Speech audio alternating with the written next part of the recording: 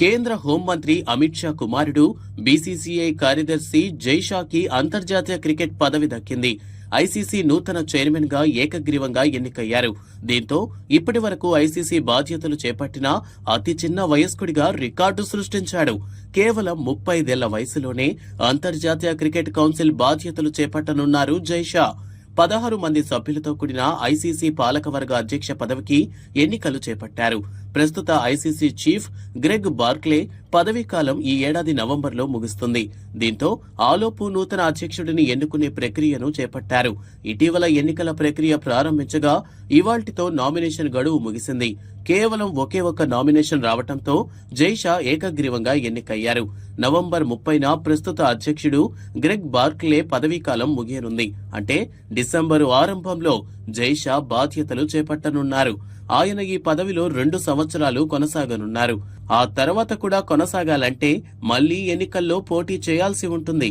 అయితే జైషా కంటే ముందు ఐసీసీ చైర్మన్లుగా పలువురు భారతీయులు పనిచేశారు. ఇలా అంతర్జాతీయ క్రికెట్ను శాసించిన ఆ భారతీయులెవరో ఇప్పుడు చూద్దాం. జగ్మోహన్ దాల్మియా 1997 నుండి 2000 వరకు భారతీయ క్రికెట్ చరిత్రలో నిలిచి ఉండే పేరు జగ్మోహన్ దాల్మియా. ఈయన హయాంలో భారత క్రికెట్ అత్యున్నత స్థాయికి చేరింది. ఇలా బీసీసీఐలో కీలక బాధ్యతలు చేపట్టిన ఈయన 1997 నుండి 2000 వరకు అంతర్జాతీయ క్రికెట్ మండలి చైర్మన్ గా పనిచేశారు.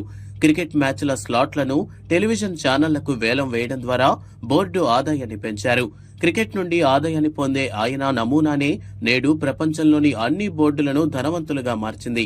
ఈయన బీసీసీఐ అధ్యక్షుడిగా పనిచేశారు. ప్రపంచంలోని అన్ని బోర్డుల కంటే బీసీసీఐని ధనవంతులుగా మార్చిన ఘనత దాల్మియాకే దక్కుతుంది. శరద్ పవార్ మహారాష్ట్రకు చెందిన ప్రముఖ రాజకీయ నాయకులు. ఎన్సీపీ అధ్యక్షులు శరద్ పవార్ కూడా ఐసీసీ చైర్మన్ గా పనిచేశారు.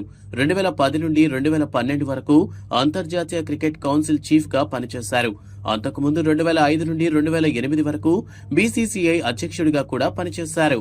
ఎన్ శ్రీనివాసన్ భారత క్రికెట్ కంట్రోల్ బోర్డు అధ్యక్షుడిగా పనిచేసిన ఎన్ శ్రీనివాసన్ ఐసీసీ చైర్మన్ గా కూడా చేశారు.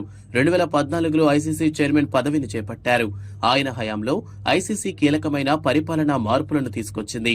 బిగ్ 3 క్రికెట్ బోర్డులకు మరింత అధికారం ఇవ్వడం ఇందులో భాగం. బిగ్ 3 అంటే భారతదేశం, Australia, England. Indian Premier League పందెం కుంభకోణానికి సంబంధించిన వివాదాలతో ఆయన పదవీకాలం ముగిసింది. శశాంక్ మనోహర్ 2015 నుండి 2020 వరకు ఐసీసీ చైర్మన్ గా పనిచేశారు. అంతకుముందు ఆయన బీసీసీఐ అధ్యక్షుడిగా 2 సార్లు పనిచేశారు. ఐసీసీ అధ్యక్షుడిగా ప్రపంచ క్రికెట్ అభివృద్ధిని ప్రోత్సహించడానికి, బిగ్ 3 బోర్డుల ప్రభావాన్ని తగ్గించడానికి, పరిపాలనా నిర్మాణంలో సంస్కరణలు తీసుకొచ్చారు. క్రికెట్ ఆడే అన్ని దేశాల మధ్య ఆదాయ పంపిణీని పెంచడానికి ఆయన హయాంలో కృషి జరిగింది.